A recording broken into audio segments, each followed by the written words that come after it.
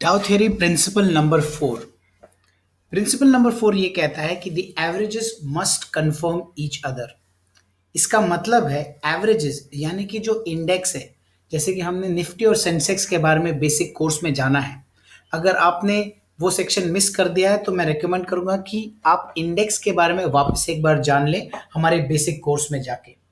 लेकिन डाउ थ्योरी का प्रिंसिपल नंबर 4 यही कहता है कि किसी भी इंडेक्स को दूसरे इंडेक्स के साथ कंफर्म होना है। यानी कि अगर मैं निफ्टी और बैंक निफ्टी का लूं, निफ्टी इंडिया के टॉप 50 स्टॉक्स या एनएससी के टॉप 50 स्टॉक्स का एवरेज है और bank Nifty top banking stocks का एवरेज है। इन दोनों को ही एक तरीके में एक डायरेक्शन में जाना है और दोनों एक दूसरे को कंफर्म करते हैं। अगर ऐसी सिचुएशन आती है कि निफ्टी बैंक निफ्टी के साथ नहीं जा रहा है, वो ऑपोजिट डायरेक्शन में जा रहा है, तो ये एक खतरे की घंटी हो सकती है और आपको उस हिसाब से अपनी ट्रेडिंग स्ट्रेटेजी चेंज करनी पड़ेगी। लेकिन ज़्यादातर टाइम आप यही देखेंगे कि निफ्टी जिस दिशा में जा रहा है उसी दिशा में किसी पर्टिकुलर सेक्टर का एवरेज भी जा रहा है। अब चलते हैं प्रिंसिपल नंबर 5 की ओर। डाउ थ्योरी प्रिंसिपल नंबर 5 क्या कहता है कि the trend should be confirmed by volume. जी हाँ, देखिए वॉल्यूम यानी कि नंबर ऑफ स्टॉक्स ट्रेडेड। एक दिन में या एक टाइम पीरियड में जितने स्टॉक्स की खरीदी और बेची टोटल होती है उसी को हम वॉल्यूम कहते हैं।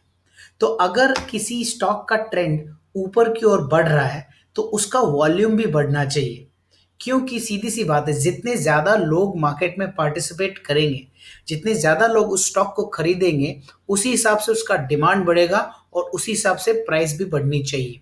तो प्राइस का जो ट्रेंड है और वॉल्यूम का जो ट्रेंड है वो आपस में मिला हुआ है और हर ट्रेंड को आप वॉल्यूम यानी कि नंबर ऑफ ट्रेड्स के साथ कंफर्म करेंगे।